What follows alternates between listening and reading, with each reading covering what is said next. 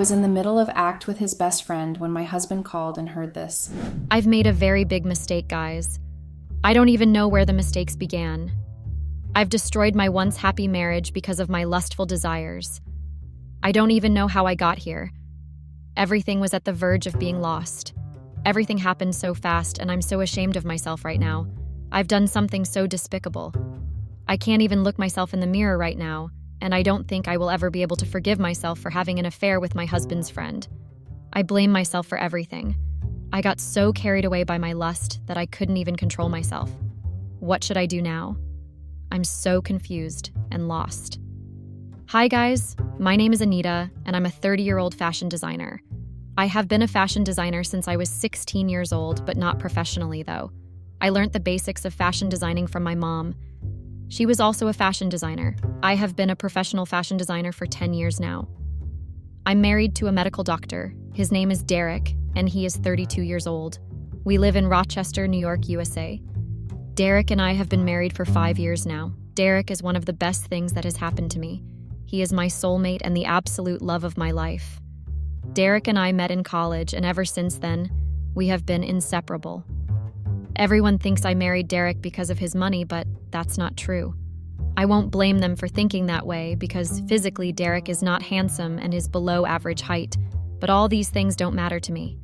The quality that attracted me to Derek is his caring nature.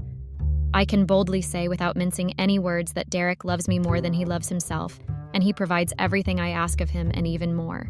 He can go to any length to see me happy. Our relationship started having some challenges ever since Derek was transferred to a neighboring town 6 months ago. He asked if we could relocate together, but I told him it was not possible.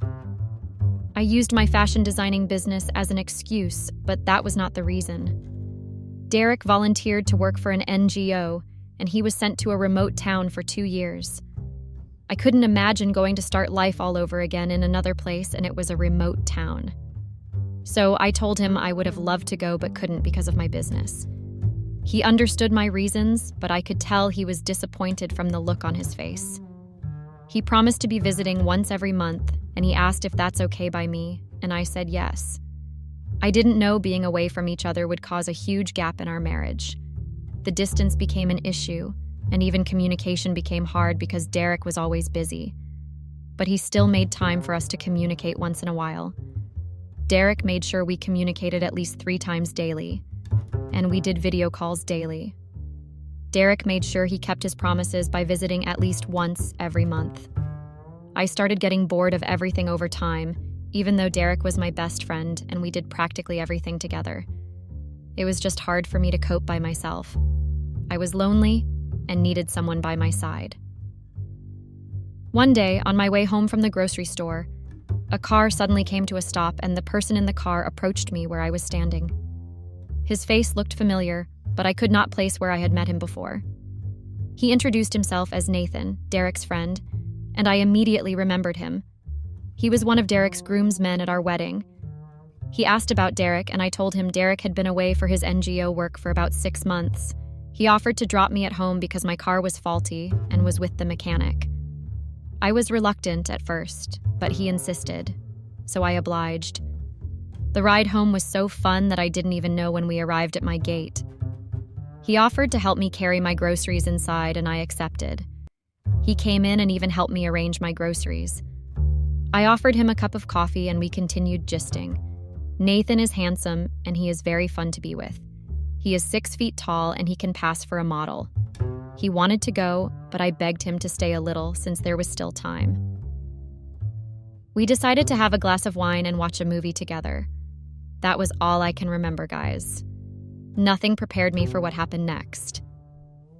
The next morning, I woke up to see Nathan on my matrimonial bed.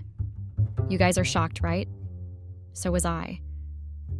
I can't even remember anything that happened, but one thing was certain. I had slept with my husband's friend, and I didn't even know how it happened.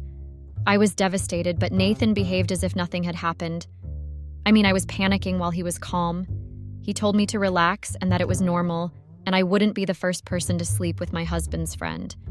He categorically told me he didn't take advantage of me, and that I consented to everything that happened. Well, I was too drunk to remember anything that happened, but he offered to make breakfast for me. I asked him to leave immediately, but he refused. He insisted on making breakfast for me. I was still hungover from the previous night, so there was not much I could do. I didn't know what to do. I felt bad. I'm not proud of what I did. Derek didn't deserve it. I don't even know what came over me all of a sudden. How could I let myself stoop so low to have an affair with my husband's friend? I asked myself that a lot because I didn't think Derek would ever forgive me for what I did. What he feared the most had happened. Derek has trust issues because of his past relationships. He always told me ladies come around him because of his money and end up cheating on him. I assured him that I'm different and that I would never do that to him. Initially, Derek doubted my love for him. He couldn't understand why I was him if not for his money, but slowly I gained his trust. I made him understand that there's more to a person than just looks, and I made see himself in another light. I can't believe I have broken that trust. How do I convince Derek that I got carried away? I know he would think I'm just like the rest of his exes. I was so scared because I knew how wrong I'd been. I was still thinking of what to do when Nathan walked in with a food tray in his hand. I was furious, but I couldn't bring myself to ask him to leave. He offered me breakfast, and I ate. He consoled me and told me everything would be fine. I feel so bad right now because even though I could have stopped, I kept making the wrong choices. My affair with Nathan continued and knew what I was doing was wrong, but I couldn't bring myself to stop. Nathan and I became so close that he moved in with me. Derek could no longer visit once in a month like he used to because he became very busy with work, but he made sure we still communicate every day. Whenever he called, Nathan would excuse me so I would be comfortable talking to Derek. It felt weird at first, but with time, I got used to it. One day I got a call from Derek. He told me he had a surprise for me.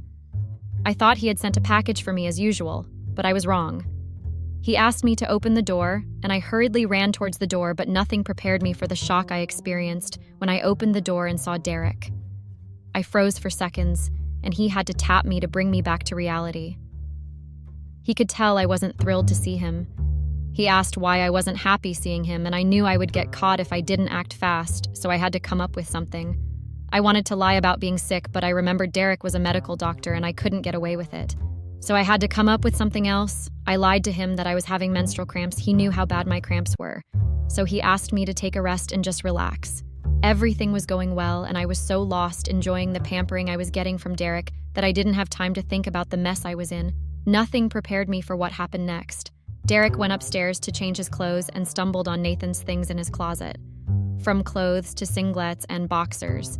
He was furious, and I could hear it from the way he spoke to me. At that moment, I wanted the ground to open so I could just disappear. I knew that could be the end for me. I wanted to confess, but I knew that Derek would not forgive me if I confessed to him that I was having an affair with his friend. I didn't confess to Derek, and I didn't get caught. I lied to Derek when he asked me about the things he saw in his closet. I told him those things belonged to my brother. I told him my brother was in town for work.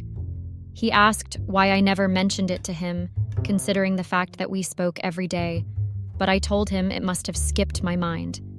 He asked why my brother's things were in his closet, and at that moment, I knew he was not buying my lies and he wasn't going to back down. I told him my brother had been busy with work, so I was just helping him to do his laundry. From the look he had on his face, I could tell he didn't believe every single thing I was told. I even had tears on my face and accused him of not trusting me. I'm so ashamed of myself, and I can't believe I stopped that low. He wiped my tears and apologized to me. He never mentioned anything about that matter again. I quickly ran out and called Nathan not to come back that Derek was back. I was thankful that Nathan was not at home when Derek returned. I thought it was the universe working in my favor. All through the time Derek was around, I was pretending to be happy, but the truth was that I was dying with guilt. Seeing Derek reminded me why I got married to him and why I rejected a lot of proposals just to be with him. I think it was at that point I knew the gravity of what I had done. Here is a man that can do absolutely anything for me. A man that went against his family just to be with me. A man that made sure he provided everything I ever asked of. He was the man that stood by me when everyone called me a gold digger, the very man that changed my life. How did I even bring myself to have an affair with his friend? I was so disconnected from everything. I'm just very tired. Update. Derek noticed I was not myself and asked me countless times what was wrong, but I couldn't bring myself to tell him the truth. I was scared of what the outcome would be. I felt bad for betraying him. It wasn't a conscious decision, but how do I explain to him that it was loneliness that pushed me into the arms of his friend? Don't get me wrong, guys. I take 100% accountability for everything that happened, but I wouldn't have slept with Nathan if Derek hadn't been transferred. I could tell Derek was beginning to suspect me when I saw him snooping on our CCTV camera, but thank goodness I was smart enough to deactivate it anytime Nathan was around. Derek monitored every one of my steps, and he went as far as checking my phone, but I had deleted all my call logs and messages, which even raised his suspicion. I guess he was only looking for evidence before he could say something. He became more agitated when my brother never returned. You guys remember I lied to him about my brother being in town, right? I had to cover up with another lie. I told him my brother was called for work urgently in another town. Before Derek went back, he told me he would be resigning and he is planning on opening his own clinic so he would stop traveling and we could start a family. Derek and I had always wanted kids, but because of the nature of his volunteer job with the NGO, we couldn't have kids because he was always not around. We decided we would have kids when he was more stable, because he always told me he wanted to be part of our kids' lives. It was mixed feelings for me. On one hand, I was happy we could finally have kids. On the other side, I was sad about my affair with Nathan. Would Derek still have kids with me when he finds out I slept with his friend? I know he wouldn't. I know the man I married has an unforgiving spirit. He never forgave any of his ex-girlfriends that cheated on him. What more about me, his own wife? I knew how hard it was for Derek to finally be able to trust me, and it took a lot of work to get here. I can't believe I messed up everything. Derek went back to officially resign, and I decided to finally end things with Nathan. I decided to meet with Nathan outside my house, but I remembered some of his things were still in my house, so I called him over to break up with him officially. I told him it was over and that I couldn't continue seeing him. He demanded to know the reason for the sudden change of attitude, but I told him it was not his business and that he should get his things and get out. Nathan started packing his things when he saw my mind was made up, and he told me I would regret my actions one day and come back begging. I told him that day would never come. While we were having the back and forth, my phone rang and grabbed it to see who was calling. When I checked, Derek was the one calling. My heart literally jumped out of my chest. I signaled Nathan to excuse me, and he did. I picked the call, and Derek said he was only calling to check up on me and to tell me he had resigned. I was happy, and we continued talking. For a second, I forgot Nathan was still around. While I was still on the phone speaking with Derek, Nathan walked in and informed me with a very loud and angry voice that he had packed up his belongings and he was living. At that moment, I literally died. I guess he thought I was done with the phone call, because Derek and I don't usually speak for long because he is always busy with work. I was praying and hoping that Derek didn't hear what Nathan said, but unfortunately, my hope was dashed when Derek asked what Nathan was doing in our house. How could he identify the voice? I thought they were just casual friends. I forgot to tell you guys one thing about Derek. He never forgets a face or voice. That's one of his traits. I was trying to comprehend everything when he asked me for the second time what Nathan was doing in our home. I was too stunned to speak. I never knew I would get caught, at least not like that, and not when I just ended things with Nathan. I couldn't come up with a lie any longer, and my brain was blank. He told me he knew I was lying when I told him the clothes in his closet belonged to my brother, and that he even got more suspicious when he discovered that I disabled the CCTV camera. He said he knew I was cheating, but what he didn't know was that I was cheating with his friend. At that moment, I couldn't control my tears any longer. He asked me to leave his house before he got back. And I couldn't believe what was happening to me, and it felt like my whole world had been shattered. I couldn't bring myself to leave Derek's house. I mean, where would I have gone from there? I knew there was no way I could go back to my parents' house. What would I tell them happened in the first place? I decided to forget all the consequences and wait for Derek. I thought he might forgive me when he found out it was loneliness that pushed me to cheat on him with his friend. But I was wrong. Derek was very furious when he arrived. I have never seen it that way before. He was even more furious when he saw me. He asked me what I was still doing in the house and threatened to call the police and tell them I was trespassing. All my pleading went on deaf ears. He asked me to take everything I came with to his house 5 years ago, and that I shouldn't take anything he bought for me, be it slippers or even hairpins. I went on my knees and started pleading. I begged him to forgive me and give us a second chance, but he was adamant about me leaving, and he didn't listen to everything I said. He promised to make life difficult for me. I tried everything I could, but Derek refused to listen. Worst of all was that I couldn't even call anyone to beg on my behalf because I would have to explain everything to them. I knew no one would understand my plight, not even my friends. They always told me how lucky I was to be married to such a loving, kind, and generous man. Derek made sure I lacked nothing all through our marriage. Money was never my problem. When I saw how adamant Derek was, I picked a few of my things and left, not knowing that was the last time I would step foot in our matrimonial home. I went to crash at my fashion store while I was hoping to squash things out with Derek the following day. I closed down the store temporarily and sent my workers away. I'm still trying to get my thoughts together and find out what to do. I need my husband back in my life. Update: it is still a mystery to me how my life changed in a twinkle of an eye. I mean, how did I go from living in a luxurious mansion to now squatting in my store? Everything happened so fast it didn't make sense. It all felt like a dream, and I wanted to wake up from the nightmare so bad. After days of sleeping at my fashion store, I cried a lot when I realized what my life had become. I got so caught up in my thoughts that I didn't even know when I slept off the next day. I was woken up by the sound of my phone ringing, and it was our lawyer calling. He said he wanted to see me, and I asked him to come to the store. I got the biggest shock of my life when our lawyer arrived with divorce papers. I couldn't believe my eyes. He asked me to sign the divorce papers, but I refused. I tried calling Derek, but I discovered he had blocked my line from reaching him. I decided to go see him at the house, but while I was preparing to go, some group of people arrived at the store, and the lawyer introduced them to me as the new owners of the store. I was flabbergasted, and it took all the little strength left in me for me to keep standing. Apparently, Derek sold my store and gave the proceeds to charity. I couldn't believe my ears, guys. Why would Derek do this to me? I never believed he was capable of such a dubious thing. I know he was the one that opened the store for me with his money after we got married, but I was the one that worked hard to make it what it is now. How can he just throw away my hard work? His name was on the ownership documents, but I never imagined us getting divorced. The new owners of my store gave me 24 hours to vacate the store. I was grateful because 24 hours was more than enough for me, because I thought I could make Derek forgive me and change his mind. I left the store for Derek's place, but I got another shock of my life again. Derek had sold our house and I was not allowed in. It was at that point I knew I had lost everything. I didn't have time to feel sorry for myself anymore, because I knew Derek had made up his mind to frustrate me.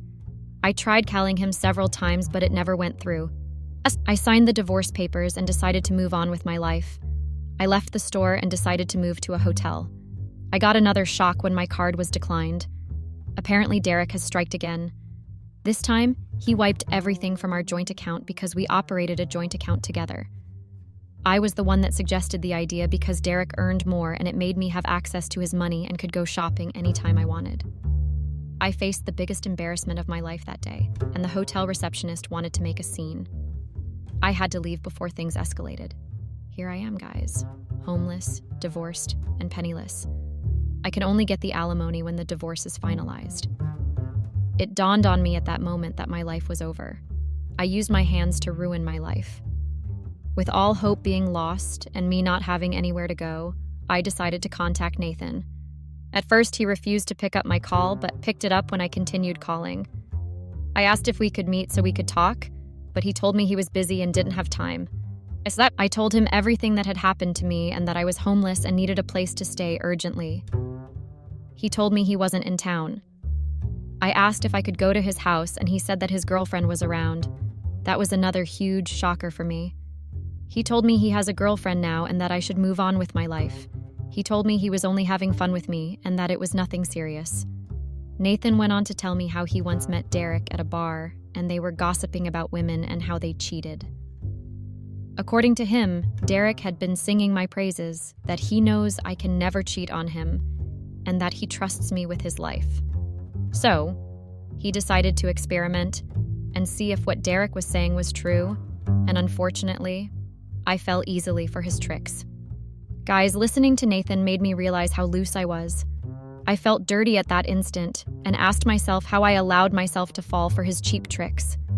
No matter how hard I tried, I couldn't forgive myself for the mistake I made. I was so mad at myself that I fell into depression. Nothing made sense to me again. I couldn't even reach Derek so I could apologize for breaking his trust and causing him pain. I decided to pick up what was left of my life. I went back to my parents' house in Chicago, where I joined my mom in her store. The news of my infidelity soon spread like wildfire across the town. Life never made sense to me again. Can you guys imagine that a few months ago, I was living like a queen in a big palace, and now I'm back in a small town where I have to depend on my parents for everything? I couldn't even afford to buy myself things as little as underwear. My life became a horror movie from the day I had an affair with my husband's friend. The lust was never worth it, and it would never be worth what I lost. I regret everything, but it's too late now, and I know it. I wish I never went out shopping for groceries on that fateful day. I wish I never met Nathan or even fell for his tricks. That was how I ruined my marriage and life. That's my story, guys. I hope we all learn to be faithful to our partners, and most importantly, we should never bite the hand that feeds us. I guess everyone knows this except me. Thanks and goodbye. I am currently regretting every decision I've ever made. Hello, Redditors. I've always been a huge fan of this platform, and now that everything in my life is crumbling, I feel like it is suitable to share my situation here. I am hoping that by speaking up and sharing my story, some of y'all might avoid making the same marriage-scattering mistake I made. Temptation is something we should all avoid. For a few minutes of fun, I've ruined my marriage that took years to build, and I've lost every sense of stability. I cheated on my husband with a younger student of mine at the college where I lecture. This singular mistake of mine has currently torn apart my entire life. I know you're probably wondering about what happened and how it happened. So let me give you my backstory first. My name is Serena, and I am a 45-year-old woman. My husband, Mike, is a 46-year-old man, and we've been married for 23 years. We have 2 wonderful kids, Damien and Resend. Damien is 21 and Resend is 19. They're both currently away at college. Mike and I met at college. Mike and I first crossed paths in the hustle and bustle of the university library. You know, that place where the air is thick with the smell of old books and dreams of the future. I was knee-deep in my love affair with literature, lost in the magic of words sprawled across pages. Mike, this curious guy with a spark in his eye, noticed me engrossed in my reading. Our initial interactions were more like quiet smiles and shared glances amidst the sea of books.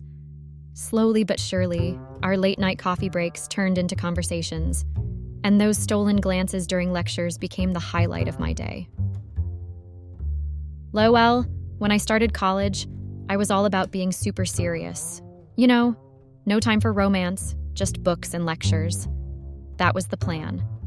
But then along came Mike, this dude who practically radiated happiness. Always smiling, super kind, the whole package. At first I resisted it. I was like, nope, staying focused here. But Mike was relentless. His laughter could turn the most me day into something special. He had this way of making life feel lighter, like he held the secret to enjoying every little moment. Mike seemed to have cracked the code of perpetual happiness. Always with that infectious smile, he had this gentle and kind aura that melted away my well-intentioned walls. In the beginning, I fought against it, reminding myself of my initial pact with academia. I tried to stick to my no love, just study rule, but Mike's easygoing vibe and genuine joy started breaking down my defenses. It was like he had this magical power to turn seriousness into laughter and make every day a bit brighter. Mike was like a persistent ray of sunlight. He warmed his way into my heart.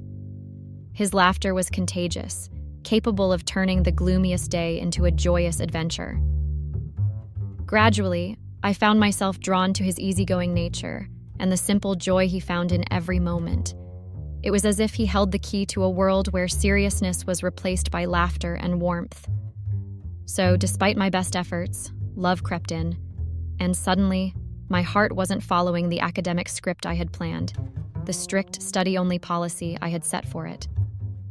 Mike's charm flipped my college journey into an unexpected adventure of laughter and warmth. Love happened, and it was a surprise that made those study-only intentions fly right out the window. Against my initial resolve, I started to see the beauty in letting someone in. Our first date wasn't your usual fancy dinner or movie night. Mike decided we should have a spontaneous picnic in the park at sunset. It might sound cliché, but trust me, Mike had a talent for making the ordinary super special. We walked through the park, carrying blankets and a basket filled with all sorts of snacks. Mike's excitement rubbed off on me, and I couldn't help but get into the spirit. We found a spot under a big oak tree that seemed just right. What made the picnic awesome was the surprise element. Instead of regular sandwiches, Mike brought out a mix of international snacks: Thai noodles, French pastries, and some weird fruit I couldn't pronounce. It was like a mini world tour for our taste buds, right there on the blanket. As we munched on the goodies, Mikey told hilarious stories that had us both cracking up. He had this knack for turning everyday stuff into something funny. Time seemed to stand still, just us, the sound of leaves and distant city noise. Then we had an unexpected dance party with just Mike and I in attendance, LOL. Mike pulled out a tiny speaker, and a sweet tune started playing. He grinned and, like a pro, asked me to dance. We twirled around under the stars, laughing and having a blast. It felt like a scene from a feel-good movie. But wait, there was more. Mike handed me a small, fancy-looking package. I opened it to find a glow-in-the-dark frisbee. He remembered me mentioning how I liked playing frisbee in the evenings. The fact that he remembered and turned it into a surprise was just so sweet. We ended up throwing the frisbee in the semi-darkness, missing catches and laughing like crazy. We didn't care if we looked silly, it was about enjoying the moment together. I remember thinking, this is the kind of date you remember forever. As the night wound down, we lay on the blanket, staring at the stars. Mike shared his dreams, and I shared mine. It was a level of honesty and connection that felt real. Our first date wasn't just fun. It was a sneak peek into the kind of relationship where you can be yourself. I went home that night with a heart full of laughter, a glow-in-the-dark frisbee, and this feeling that I'd just had a seriously amazing time. Mike had this way of turning a regular evening into an unforgettable adventure, and remember feeling that this was the kind of person I'd want to spend the rest of my life with. Deciding to tie the knot before completing college was a wild move, but for Mike and me, it felt like the right kind of crazy. Mike's parents, though well off, were surprisingly laid back and adored me. On the flip side, my family couldn't get enough of Mike. So, despite the unconventional timing, we took the plunge into marriage. The decision to get married wasn't about throwing a grand affair. We opted for a small church ceremony with only a handful of people invited. It raised a few eyebrows considering Mike's wealthy background, but what folks didn't know was that it was exactly what I wanted. Something private and intimate. Walking down the aisle in that small church, the air felt charged with excitement and a bit of disbelief. The intimate setting surrounded by our closest loved ones made it feel like it was just us, promising forever. Mike's parents, the coolest, most easygoing people ever lol, cheered us on, while my family beamed with joy. Our vows were exchanged in a space filled with love and support, far away from the grandeur one might expect from a family with Mike's financial standing. The choice for a more modest celebration wasn't about avoiding extravagance. It was about authenticity, about the simplicity of our commitment to each other. The reception that followed was a cozy gathering filled with laughter, shared stories, and heartfelt toasts. It wasn't the opulent affair one might associate with a wealthy family, but it was perfect for us. We danced, laughed, and celebrated the start of our journey together, surrounded by the warmth of our closest friends and family. Our decision to marry before finishing college might have seemed impulsive to some, but for us, it was a declaration of love and commitment that defied societal expectations.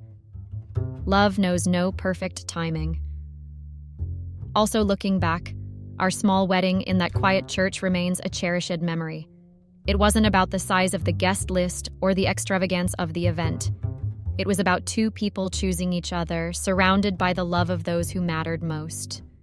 And in that simplicity, we found the foundation for our love story. You know, they say you never know what you have till it's gone. I never knew how precious and important Mike was to me until I lost him, all because of some fun. The transition from college to whatever came after was another whole chapter for Mike and me. Graduation was looming, and we were headed in different directions, driven by our unique dreams. For me, teaching was the goal. It wasn't just a job, it was a passion. I wanted to be in a classroom, helping students grow. Mike, on the other hand, had a more laid-back approach to college. He was set to inherit the family business and become the big-shot CEO LOL, and he also had a trust fund waiting for him. College, for him, was more about the experience, the parties, the friendships, and the whole shebang. Our talks about life after college highlighted the gap between our plans. I was all about education, wanting to make a difference in the lives of students. Mike, on the flip side, was cool with life unfolding naturally, knowing his future was somewhat set. The contrast in our college experiences and post-graduation plans didn't mess with the bond we built during those years. Moving from college to the real world brought a mix of excitement and nerves. I went job hunting, hoping to find my place in the education scene. Meanwhile, Mike smoothly transitioned into the CEO role, handling the business world like a pro. Our post-college journeys took us in different directions, but our connection stayed strong. Living together as a married couple, we supported each other through the highs and lows. I found my groove in teaching, while Mike tackled the complexities of running a business. And a bunch of years passed since Mike and I left college. I was now a successful professor teaching at a college that I cannot name due to privacy, and Mike was CEO of his family's business. Our kids were also off in another state, tackling their own college adventures, lol. And you know what? Life, despite all the success, started having this nagging feeling of routine, the everyday grind, the comfortable rhythm of our marriage. It started to feel like a broken record. With the kids off doing their thing, I was always bored, wondering what came next. All the wins and achievements that should have made me feel on top of the world weren't shielding me from the creeping boredom.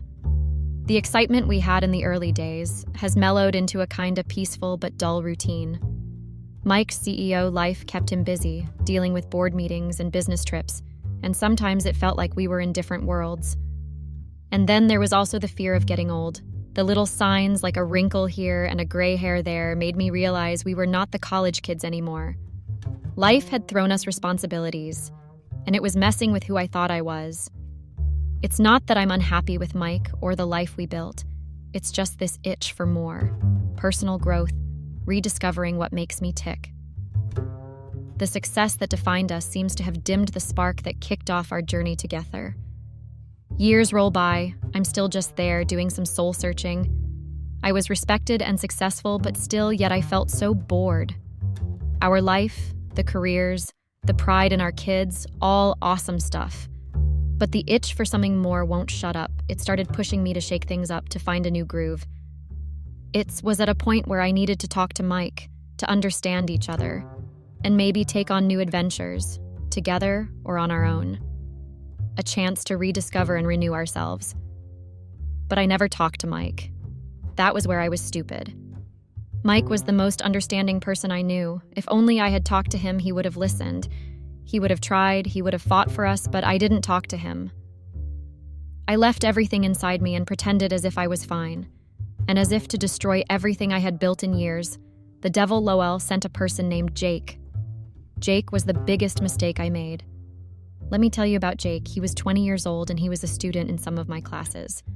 I say was because even though I haven't been called in by the board to explain myself, I'm pretty sure that I am losing my job over this mistake. Now, like I previously said, Jake was a student in some of my classes. He stood out because he was very good-looking and very charismatic. I noticed that a lot of the students liked Jake because he was funny and handsome, and also smart. Jake was the kind of student that was in everyone's good books. Initially, I didn't notice him much or pay much attention to him, other than observing the fact that he was intelligent and also handsome. He also reminded me of my kids, as my kids were smart and also very good-looking. They were also very charismatic. And there was a running joke in the house that our kids could take down a monkey from a tree, lol. Either ways, I only started to notice Jake when he started interacting with me more. He would stay after lectures were over and ask if he could help me or something. He would ask to help me with the virtually anything I needed help with, be it grading another class's test or carrying some of my things to the car. He was generally very helpful, or at least that's how it seemed to me. Jake was a very manipulative person, but it wasn't something I really noticed then, as I was entranced by him. Soon, Jake and I were talking more. We would have conversations and defend our points of views. For example, he believed that Socrates did not exist and that he must have just been a figment of Plato's imagination, while I, on the other hand, believed that Socrates must have existed, and just because there was no record of his existence apart from Plato's notes didn't mean he did not exist. It was obvious pretty quick that Jake wanted something more. That was the time where I should have shut him down. But I kept encouraging him, talking to him, having him help me, and pretend as if I didn't know that he wanted more. Soon, Jake and I were hanging out more outside lecture hours, and soon we were getting intimate. He said he didn't care about my age, and told me that I was beautiful, no matter how old I was. I was flattered and entranced by the fact that someone as handsome as Jake, who every girl in the campus had a crush on, actually liked me. We were soon getting intimate a lot in my office after lecture hours. I couldn't take Jake to my home because Mike had an irregular schedule. Even though he was always busy, you could never know when he would be free and at home.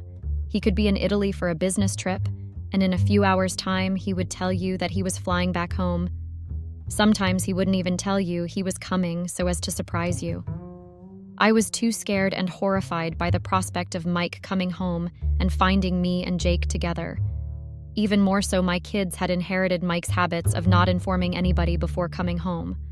So sometimes you would think that they were in school, and lo and behold, they would be on the next flight home without even telling anybody. I didn't want my kids coming home to surprise me and meeting me and Jake intimate, as that would probably scar them for life, so I resorted to my office and hotels. Jake and I mostly preferred my office, as we could be intimate immediately after lectures had ended and everyone had left. I even started staying at work late and telling Mike I had to work overtime when he was at home just so I could spend time with Jake at the office. Honestly, during my whole time of doing this, I felt very guilty. I loved Mike a lot and couldn't imagine my life without him. But I also wanted some excitement in my life, and Jake could provide that excitement as he was young and active. Mike's business was very successful, but that also left us with little time for each other. I could barely remember the last time we had a whole day to each other. Mike planned on slowly retiring, though, when our oldest Damien was done with college and Mike could slowly pass the mantle of CEO onto him. They were times when I would sometimes have nightmares of Mike finding out and confronting me, or even coming to see me at the university and stumbling onto me and Jake intimate. I would dream about Mike screaming at me, asking me how I could cheat on him. To be honest, I should have taken those dreams seriously and maybe stopped cheating while I was still ahead and Mike was still in the dark, but I didn't, lol. I even thought the dreams were only coming as a result of me being scared of Mike finding out. Well, on the day when it all blew up in my face, I was at the university. I had just finished up a lecture about an hour ago, and Jake and I were being intimate. Mike had already texted me that he would soon be home in a few hours, so I planned to finish up with Jake and then go back home in a few hours to meet Mike, as I had missed him. I noticed that my kids had given me a few missed calls. Damien had called me 5 times, and Reese had called me 7 times. But I didn't pay it too much mind. In the house, we had a rule that if it's very urgent, text about it. This was because sometimes we would be too busy to pick a call. But we could take a quick glance at our phone if it was a text. Also, Damien and Reese could call you 1 billion times for the smallest things. LOL. So texting just worked better. I planned to call them back when I was frightened later in the evening because I knew if it was a very huge emergency, one of them would have texted since. I soon finished up with Jake, dropped him off, and then headed home. I was so happy to see Mike. I didn't even pay attention to his countenance. I made us dinner, and then we sat down to watch a movie and discuss stuff. All of a sudden, Mike asked me if I had checked my Instagram and that he had tagged me on a post. I was a bit surprised as Mike wasn't really an Instagram person, but sometimes or occasionally, he would tag me under funny posts or something he felt he wanted me to see, or he would save and send the post to me. I told Mike I would check the post later, but he insisted on it and said he wanted me to check it now, so I opened up my Instagram and went all the way to my notifications. I immediately noticed that Mike wasn't the only one that had tagged me. My kids had also tagged me as I recognized their Instagram handles. My kids were something of Instagram influencers, and I followed them. I clicked on the post, and what I saw shocked me. It was a photo of me and Jake in a hotel room. It was obvious that we had just been intimate, and I looked as if I was sleeping in the photo. And even worse, Jake had been the one to post the photo. Not just that, in the caption, he had also bragged about being able to sleep with his lecturer, and the post was viral. I was shocked. I was horrified. I didn't even know what to do. It was as if time froze. Mike was staring at me, and it was obvious he had already seen the post. I noticed that my kids had also tagged him along with me on the post. Now I knew why my kids had been calling me. What would I tell everyone? The photo that Jake posted was so compromising that it was obvious what was going on, and I wouldn't even be able to lie about it. Mike had gotten up from the couch by now and was heading out. I tried to call out to him, but he stormed out. He was no longer calm and pretending as if everything was fine. I tried calling Mike after he left, but he wouldn't pick up. My kids also tried calling me again and even texted me. At that point, even my in-laws and family members had started calling me. It was as if everyone has stumbled on the post. I still tried reaching Mike, but all to no avail. But all I got back from him was a single text that by the time he came back in an hour or so, he wanted me out of the house. Now I've been married to Mike for a long time, and I know him like the back of my hand, so I knew that that was no empty threat. Mike was the kindest person that I knew, but when he got angry, he could do the craziest things. He never made empty threats, and if he promised to do something, he always went ahead with it no matter what. So I packed up just my clothes and essentials and left the house. I headed to my parents' house, and when I got there, I owned up to my mistake and told them what happened.